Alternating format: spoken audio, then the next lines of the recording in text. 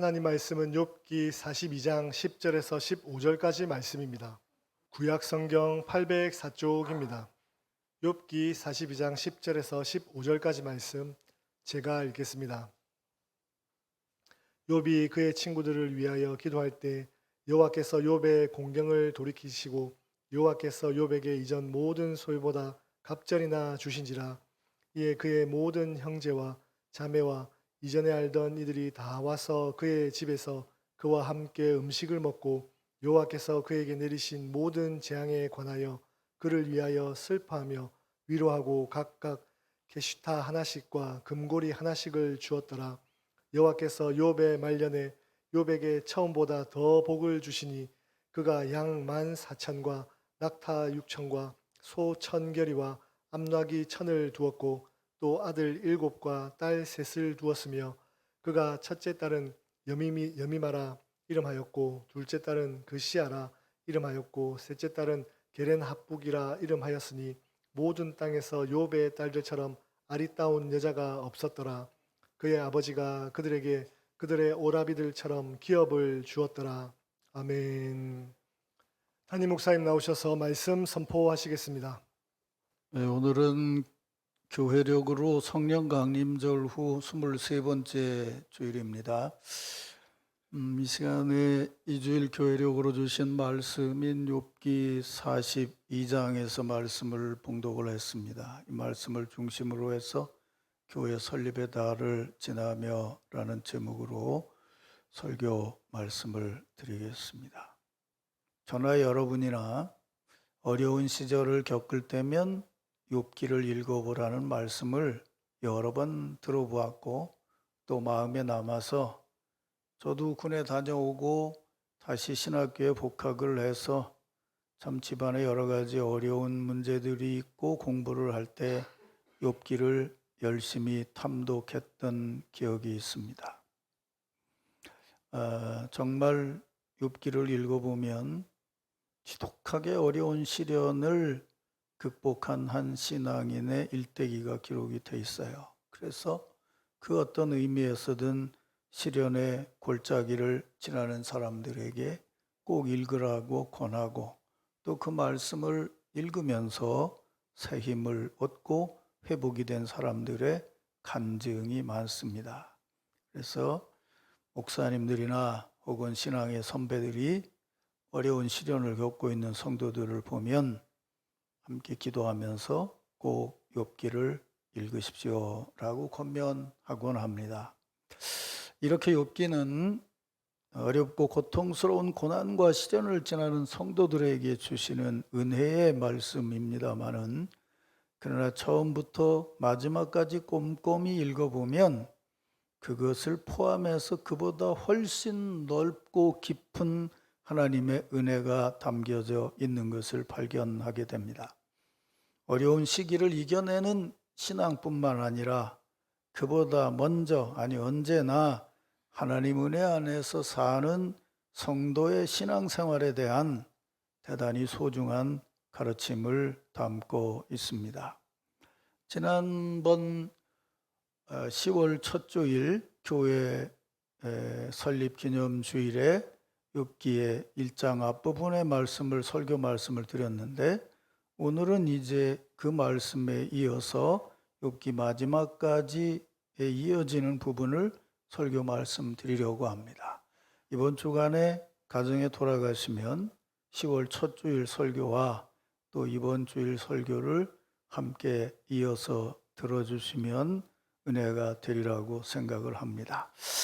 이미 보았고 여러분이 잘 아시는 대로 성경은 욥기 1장 3절을 보면 욥이라는 인물을 이렇게 소개하고 있습니다. 그의 소유물은 양이 7,000마리요 낙타가 3,000마리요 소가 500결이요 암나귀가 500마리이며 종도 많이 있었으니 이 사람은 동방 사람 중에 가장 훌륭한 제일 큰 자다라고 소개를 하고 있습니다. 요즘에는 이 정도 규모의 재산이 그렇게 큰 것처럼 여겨지지는 않을 수도 있습니다만은 당시로서는 엄청난 재산입니다. 그래서 욥은 그 지역에서 누구도 범접할 수 없을 만큼 대단한 최고의 부자였습니다. 그래서 그를 가장 큰 자라고 소개를 하고 있습니다. 그런데 성경은 그와 함께 그의 다른 면을 소개하고 있습니다. 욥기 1장 1절을 보면 우스 땅에 욥이라는 사람이 있었는데 그 사람은 온전하고 정직하여 하나님을 경외하며 악에서 떠난 자더라 라고 소개를 하고 있습니다. 욥이라는 인물은 온전하고 정직하게 하나님을 경외하는 신앙인으로 악에서 떠난 사람이었다고 소개를 하고 있습니다. 여기까지 우리가 성경을 읽으면서 주의해서 보아야 할 것은 성경이 욥이라는 인물을 소개하는 순서입니다. 욥이 대단한 부자였다는 것을 3절에서 소개하고 있고 그가 온전하고 정직하고 하나님을 경외하는 사람이었다는 소개는 그보다 앞선 1절에 나와 있습니다. 그러니까 성경은 욥이라는 인물이 많은 재산을 가진 부자라는 것을 강조하기에 앞서서 그는 순전하고 정직하고 하나님을 경외하는 사람이었다고 먼저 소개를 하고 있습니다.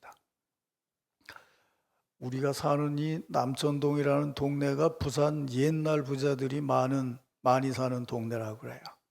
예를 들어서 남천동이 어디에 경상도에서 제일 돈이 많은 부자가 기독교인 부자라고 합시다. 부자가 살고 있다면 그 집 앞을 지나면서 사람들이 얘기할 때 무엇을 먼저 얘기할까요? 이 사람 기독교인이란다를 먼저 얘기할까요? 아니면 이 사람이 영남 지역에선 최고 부자란다. 어떤 말을 먼저 할 것 같습니까? 틀림없이 부자라는 것을 먼저 하게 될 거예요. 그게 예나 지금이나 세상의 흐름이고 분위기입니다.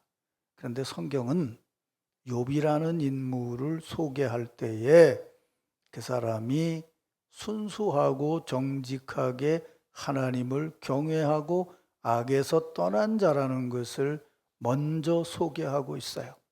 성경은 세상적이고 물질적인 기준으로 누군가를 보고 판단하기 전에 먼저 하나님이 품으신 뜻과 하나님이 보시는 안목으로 한 사람을 평가하고 소개하고 있어요. 우리는 기독교 신앙인으로 하나님의 말씀인 성경을 따라 살아갑니다. 믿습니까, 여러분? 우리는 성경 말씀을 따라 살아간다는 것이 근본적으로 하나님의 안목으로 하나님의 순서대로 세상을 보고 살아간다는 것이라고 믿습니다. 믿습니까, 여러분? 우리는 신앙인으로 성경이 가르쳐주는 하나님의 안목과 순서를 가장 소중한 것으로 생각하고 그 안에서 순수하고 정직하게 응답하며 살아갑니다. 믿습니까, 여러분? 사랑하는 성도 여러분, 교회 설립 73주년 기념의 달을 지나면서 교회 설립의 의미를 생각하면서 지난 첫 주일에 말씀드린 것처럼 여러분 무엇보다도 하나님의 말씀을 따라 살아가시기를 주의 이름으로 축원합니다. 세상은 세상적인 기준과 판단으로 모든 것을 보면서 그것을 강조하고 과장하고 그래서 경하게 만들고 우리를 그렇게 이끌어 가려고 애를 씁니다. 그러나 우리는 그 모든 것보다 먼저 있었던 하나님의 말씀과 하나님께서 우리에게 주시는 변화된 안목, 그것을 따르는 성도들의 모임인 공동체의 영적인 분위기 안에서 순수하고 정직하게 살아가야 합니다. 이런 마음과 모습이 73주년을 지나는 우리 남천 공동체에 속한 성도들 모두에게 내리시는 풍성한 축복과 은혜가 되기를 주의 이름으로 축원합니다. 이제 이런 믿음으로 주일 축복 인사를 나누겠습니다. 제 73주년 기념의 달을 마무리하면서 우리 이렇게 축복합시다. 수고 많으셨습니다. 사랑하고 감사합니다.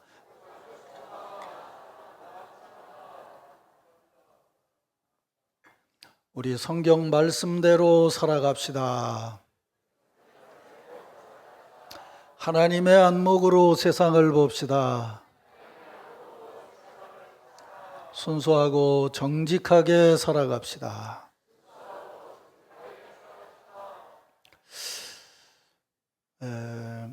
지난번에도 말씀을 드렸습니다마는 욥기 1장을 보면 성경이 이렇게 욥의 신앙, 하나님을 경외하는 신앙인으로 인정하게 된 이유를 1장 4절 5절에서 이렇게 말합니다. 욥은 아들 7과 딸 3을 두었는데 그 아들들이 자기 생일에 각각 자기 집에서 잔치를 베풀고 또 그 누이 3명도 청하여 함께 먹고 마시더라. 그들이 차례대로 잔치를 끝내면 욥은 그들을 불러다가 성결하게 하되 아침에 일어나서 그들의 명수대로 번제를 드렸으니 이는 욥이 말하기를 혹시 내 아들들이 죄를 범하여 마음으로 하나님을 욕되게 하였을까 함이라. 욥의 행사가 다 이러하니라. 지난번 설교 때는 이 내용의 앞부분에 잔치에 관한 부분을 강조해서 여러분에게 말씀드렸어요. 욥의 아들들이 생일이 되면 자기 집에서 잔치를 베풀었다는 거죠. 그래서 부잣집 아들들이니까 성대하게 잔치를 준비해서 먹고 마셨을 겁니다. 그렇게 잔치가 끝나고 나면 이내 욥은 자녀들을 불러다가 그 다음날 아침에 몸을 정결케 씻게 하고 그들을 위해서 번제를 드렸다는 거예요. 그들이 먹고 마시고 즐기면서 혹시 하나님 앞에 죄를 지어 하나님을 욕되게 했을까 싶어서 그들의 죄를 속하고 성결케 하고자 번제를 드렸다는 거예요. 그러면서 성경은 욥의 행사가 다 이러했다 이렇게 말하고 있어요. 자, 이 뒷부분에 담긴 의미를 이제 좀 생각을 해보려고 합니다. 당대 최고의 부자의 아들이 생일 잔치를 베풀고 가족을 초대해서 잔치를 가졌다면 그 주변의 모든 사람들이 다 알았을 겁니다. 성경에는 나와 있지만 신약성경과 더불어 생각을 해보면 틀림없이 가족만이 아니라 아마 동네 사람들도 초청을 해서 먹고 즐기고 마시고 축하했을 거예요. 욥은 아들이 7이고 딸이 3이었다는데 딸 셋 얘기는 없으니까 아들만 생각을 해봐도 지난번 말씀드린 것처럼 한 달에 한 번씩 아들 생일 잔치를 가져도 1년에 7번 생일 잔치를 했을 거예요. 그러니까 그 부잣집에서 1년에 7번 잔치를 하고 사람들이 초청을 받아서 즐겼다면 세상 사람들이 볼 때 그 집은 늘 잔치집 같았고 세간에 그 집은 늘 잔치를 하는 집이라고 소문이 났을 거예요. 근데 지난번 말씀드린 대로 성경에서는 욥의 자녀들이 베푼 잔치에 대해서는 자세하게 설명을 하질 않아요. 근데 그 잔치가 있은 후에 잔치가 끝나면 욥이 자녀들을 불러다가 제사를 드린 것에 대해서는 아주 자세하게 소개를 하고 있어요. 잔치가 끝난 다음 날 아침이면 욥이 자녀들을 불러다가 성결하게 하고 자녀들 하나하나를 위하여 번제물을 준비하여 번제를 드렸다는 거예요. 이 대목, 욥의 아들들이 1년에 7번 잔치를 베풀었다고 하면 욥은 그 잔치 후에 번제를 7번 드렸다는 얘기가 되겠죠. 그러나 자세히 보면 잔치는 7번이지만 번제는 자녀들 한 사람 한 사람이 죄를 지었을까 봐 제물을 준비해서 드렸다고 하니까 7 아들을 위해서 제물을 준비해서 드린 번제는 한 번 잔치에 예배가 7번씩 49번 제사를 드렸다는 거예요. 그러니까 7달 동안에 49번 제사를 드렸다면 우리가 신앙인 된 입장에서 보면 그 집은 잔치하는 집입니까? 제사를 하는 집입니까? 숫자만을 보아도 그 집안은 하나님을 경외하는 제사를 드린 집안인 거예요. 이 대목이 참 의미 있지 않아요? 예수님께서 베드로하고 대화를 하다가 누가 나한테 잘못한 사람이 있으면 몇 번이나 용서해 줄 수 있습니까? 7번이면 됩니까? 그랬더니 7번씩 7번 49번이라도 용서해 줘라. 숫자는 49이지만 내가 생각하는 것을 내가 생각하는 차원을 넘어선 용서와 예배를 얘기하는 거죠. 그러니까 잔치는 물질로 재산으로 드렸지만 번제는 그것을 넘어선 하나님의 적극적인 축복과 은혜 안에 드려야 된다는 것이에요. 믿습니까, 여러분? 또 하나, 부자인 욥의 아들이 번갈아서 생일 잔치를 베풀었을 때 이건 세간이 다 아는 사건이에요. 그러니까 이 얘기는 한마디씩만 해도 여기저기 소문이 나고 다 퍼졌겠죠. 그러나 다음날 아침 욥이 그 자녀들을 데려와서 성결하게 준비하고 아들들을 위해 제물을 하고 번제를 드린 것은 세간에 소문난 일이 아니겠죠. 그것은 그 가족들만 함께하는, 가족들만 아는 가족의 삶이겠죠. 큰 부자로 소문이 났기 때문에 세상 사람들은 욥의 가정에 풍성하게 지속되는 생일 잔치를 부러워했을 겁니다. 그러나 정말 부러워할 중요한 것이 그 가정에 그보다 훨씬 더 중요하게 지속되고 있었어요. 그것은 순수하고 정직하게 자녀들의 바른 신앙과 생활을 위해 하나님 앞에 제물을 드리며 예배를 드리는 삶을 살았다는 것이에요. 성경은 이 대목을 보면서 욥의 행사가 항상 이러하니라고 평가하고 있습니다. 제가 지난번 설교 말씀을 드리면서 교회의 줄기가 되는 것은 교제라고 말씀을 드렸어요. 그래서 순서대로 잔치를 베풀었다는 것에 강조를 해서 말씀을 드렸어요. 오늘 아침에 여러분에게 말씀드리고 싶은 것은 여러분의 삶에 하나님의 축복하심이 있어서 그게 잔치 같은 삶을 살아가고 있다면 그것 곱하기 2가 아니고 그것 곱하기 그것의 숫자가 하나님을 예배하는 자리가 되어야 된다는 것이에요. 믿습니까, 여러분? 그러니까 교회 설립의 달을 지나면서 우리는 교제도 생각하고 여러 가지 많은 것을 생각하지만 교회 설립의 달을 마무리하는 것을 찬양대로 마무리하는 이유는 그 모든 것이 합쳐져서 우리에게 가장 소중한 것은 우리 자신을 들여서 하나님 앞에 예배 드림이라는 것이에요. 그래서 제가 교회 설립의 달을 시작하기 전에 적어도 이달만큼은 빠지지 말고 하나님 앞에 예배를 드리십시오라고 강조했던 것이에요. 사랑하는 성도 여러분, 교회 설립의 달을 마무리하고 이제 올해 사역을 한 달을 남겨놓고 있는데 올해 한 해를 살아온 여러분의 삶이 그래, 내 삶은 하나님께 예배하는 삶이었다라고 돌아볼 수 있을 만큼 이제 다음 달 한 달만큼은 여러분에게 여러분 모두가 다 정말 아름답고 순수하고 정직하게 하나님께 예배를 드리는 삶을 살기를 주의 이름으로 축원합니다. 여기서 끝났으면 참 얼마나 좋겠습니까? 그러면 동하지요. 근데 이런 욥에게 엄청난 시련이 다가왔습니다. 욥기를 바라보는 안목을 어떻게 보느냐에 따라서 학문적으로 얘기하면 한 7, 8가지로 이걸 들여다보면서 온갖 얘기를 다 합니다. 그러나 어쨌든 여러분 아시는 대로 그냥 일어난 사건만 소개하면 한날에 하늘 불이 내리고 도적이 와서 뺏어가서 소 나귀 할 것 모든 생산 다 잃어버렸어요. 한날은 돌풍이 집에 불어서 집이 무너지면서 자녀 10명을 몽땅 잃고 말았어요. 이러한 시련을 어떻게 극복해 나가려고 했더니 이제는 머리부터 발끝까지 종기가 나서 기와짝으로 온몸을 긁어야만 견딜 수 있는 정도가 됐어요. 거기다가 부인이 말합니다. 아유, 그래도 하나님을 믿는다고 얘기하냐? 하나님 엄마하고 가서 죽어라. 요새 내가 이번 주간에 체중이 3kg가 빠졌어요. 좀 날씬해 보이지 않아요? 근데 이게 욥은 지금 그 정도가 아니야. 이빨이 부러진 정도가 아니야. 이거 모든 걸 다 잃었어요. 거기다가 부인까지 날 얘기를 해요. 근데 이런 엄청난 시련에 욥은 뭐라고 얘기하냐면 내가 빈몸으로 왔으니 빈몸으로 가는 것이 당연하다. 주신 자도 하나님이시니 하나님이 가져가심도 당연하다. 하나님 원망하지도 않고 죄도 범하지도 않았다는 거예요. 마누라의 독설도 잘 이겨나갔다는 거예요. 야, 성경이 칭찬한 대로 참 대단한 인물이다. 우리는 그렇게 생각할 수 있습니다.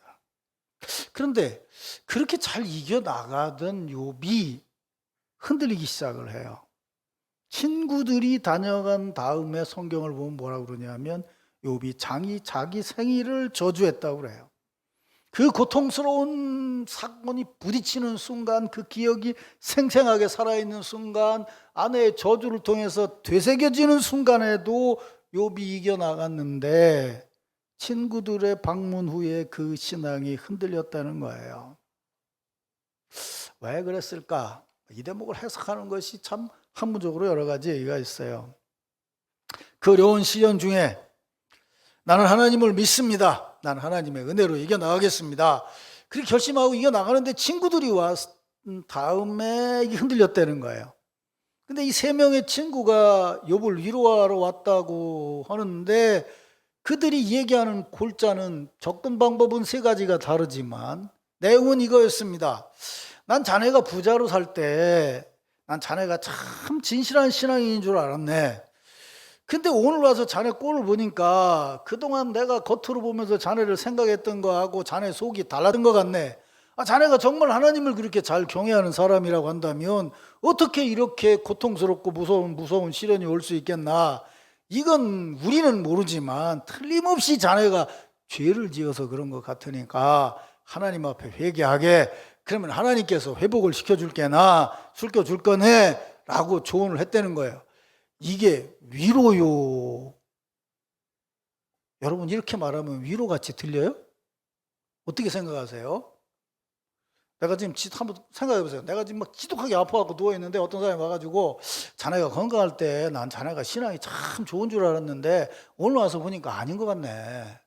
근데 이건 틀림없이 자네가 아는지 모르지만 말이야. 죄가 있어서 그런 것 같으니까 하나님 앞에 회개하게. 그럼 하나님이 회복시켜 줄 거네. 그러면 다 빼고 뒤만 들으면 위로 아니요? 하나님이 회복시켜 줄 거네. 근데 위로라고 듣기에는 이게 조금 속을 비틀어 놓잖아요. 그죠? 그러니까 욥이라는 인물이 결정적으로 위기를 겪었던 때가 이대로 보면 뭐 다 빼앗기고 다 잃어버리고 몸도 엉망이 된 때가 아니었고 오히려 친구들이 왔을 때였다는 거예요. 그때 욥이 자기 자신을 변론을 합니다. 그게 아니야. 나는 정말 내가 하나님을 경외하고 살았네. 근데 하나님 뜻이 어디 있는지 모르지만 지금 나한테 이런 시련이 갑자기 다가왔네. 나는 정말 하나님을 경외하고 살았네. 이렇게 항변을 해요. 친구가 말해. 그게 너는 문제다. 그게 네가 교만한 거다 말이야. 너는 바르게 살지 못했으니까 이런 어려움이 왔는데 넌 그걸 왜 인정하지 않고 자꾸 변명을 하냐. 욥이 얘기, 아이고 나 이거 환장하고 미치겠네. 내가 지금 말이야 그렇게 산 사람이 아니야. 난 정말 하나님 잘 섬기고 살았는데 무슨 일인지 모르지만 이런 일이 다가왔네. 아니야, 너는 네가 잘못한 게 있으니까 지금 이런 일이 생긴 거지. 그걸 왜 자꾸 변명을 하냐고. 인정하고 하나님 앞에 무릎을 꿇지. 그래. 아이고 하나님 이거 내가 정말 못 살겠습니다 말이야. 이거 내가 지금 이게 견디질 못하겠습니까? 이게 누가 좀 내 속마음을 좀 활짝 열어갖고 좀 시원하게 해줄 수 있는 사람이 없습니까?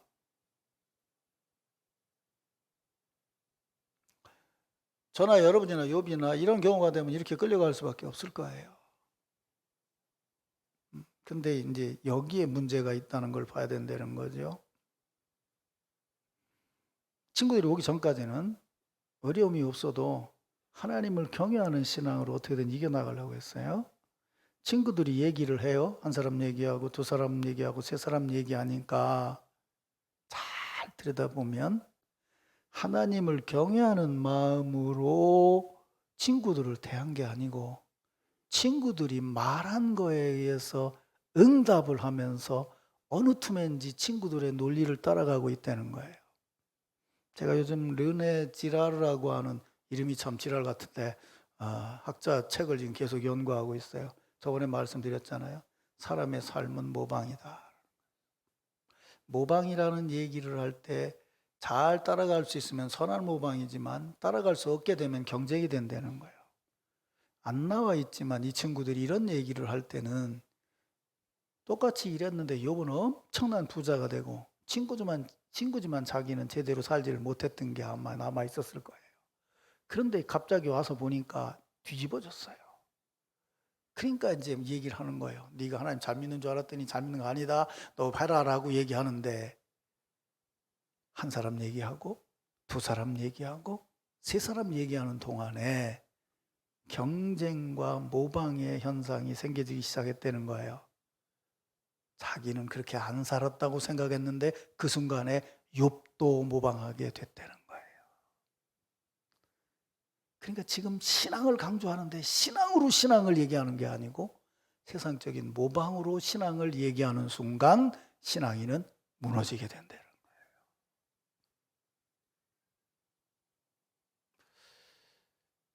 스스로 혼자 있을 때 어려움은 겪어나갈 수가 있어요. 근데 그 어려움이 다른 사람에 의해서 경쟁이 되면, 뒤집어 말하면 적대적인 모방이 되면 사람은 견딜 수가 없는 거예요. 그래서 오늘의 삶이 더 힘든 거예요. 모든 게 소통이 되고 있기 때문에 얘기를 한다는 거죠. 어제 재미난 글을 읽었어요. 명절이 되면 선물하잖아요. 내가 이걸 선물했어요. 근데 저 사람이 이걸 나한테 선물을 했어요. 이걸요? 그럼 선물 받은 사람이 기분이 좋겠어요? 나쁘겠어요?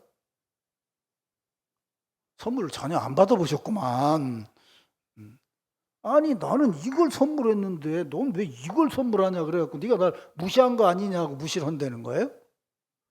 그런데 또 재밌는 거는 우린 보통 그러잖아요. 이만큼 선물하면 난 그게 뭔지 몰랐는데 근래에 알았어요. 그 무슨 누가 우리 집 아들이나 어머님 돌아가셨는데 조의금을 하든지 축의금을 내면 그 기록한 걸 사람들이 꼭 가지고 있더라고요. 난 그 이유를 처음엔 몰랐어요. 참 세상 헛다랐다니까.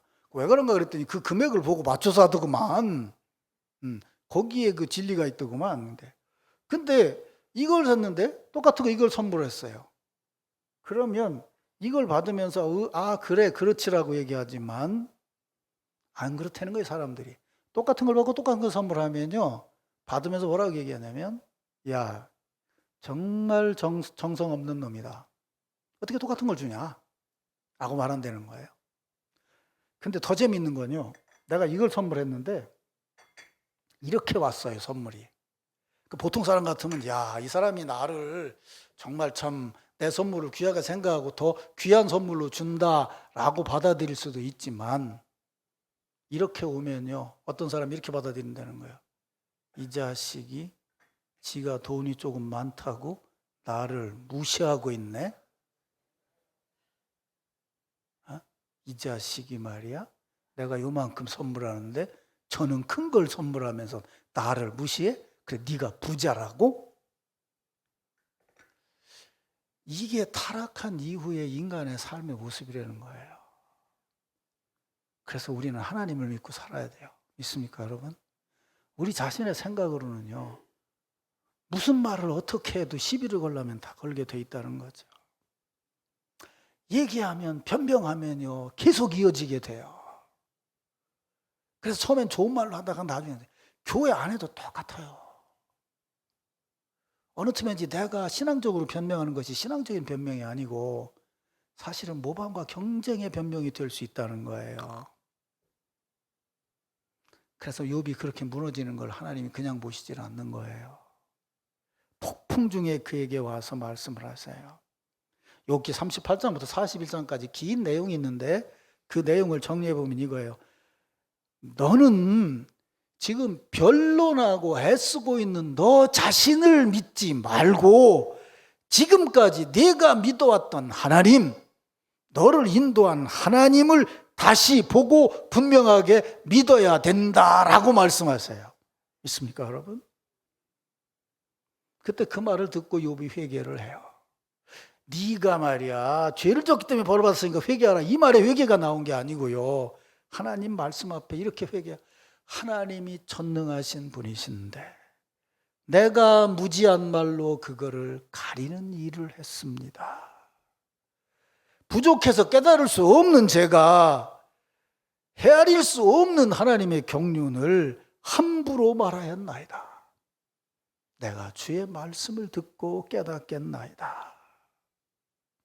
그러면서 아주 중요한 고백을 해요. 42장 5절에서 이렇게 말해요. 내가 주에 대하여 귀로 듣기만 하였사오나 이제는 눈으로 주님을 배움나이다. 생생하게 앞에 살아계신다는 거예요. 친구들의 얘기보다 더 가까이 주님이 계시다는 거예요. 친구들과 변론하기 위해서 자기 의의를 세우기 위해서 말로 변론하다가 어느 틈인지 하나님보다 자기가 앞서 세우게 됐는데, 그 의로움으로 변명하기 위해서 하나님의 말씀도 이용했는데 어느 순간 천둥소리와 함께 하나님의 말씀이 내게 가까이 다가와서 말씀에 대해서 얘기하는 게 아니라 말씀으로 주님이 나를 보고 계신다는 것을 체험했다는 거예요. 바로 그거예요. 시련이 무섭고 사탄의 역사가 무서운 것은 바로 이런 대목이에요. 우리도 모르게 하나님을 믿는 게 아니라 하나님을 믿는 나를 내세우고 싶어하는 생각으로 다른 사람과 경쟁하는 틈에 어느 틈에 나도 모르게 세상을 모방하고 살아가게 된다는 거예요. 이것이 문제죠. 사랑하는 성도 여러분, 시련을 이겨나가려면 내가 시련을 이겨나가야 된다고 생각하는 것이 아니라 그 모든 것을 주관하시는 분은 하나님이심임을 믿어야 됨을 믿으시기 바랍니다. 자꾸 흔들어 놓으려고 합니다. 그걸 넘어서는 자리가 바로 뭐냐면 하나님을 예배하는 자리입니다. 욥기의 마지막은 너무도 재미있어요. 우리는 욥이 그렇게 기도했더니 하나님이 재산은 배나 넘게 해주고 자녀는 그 숫자만큼 채워주셨다는 것으로 아멘 그래요.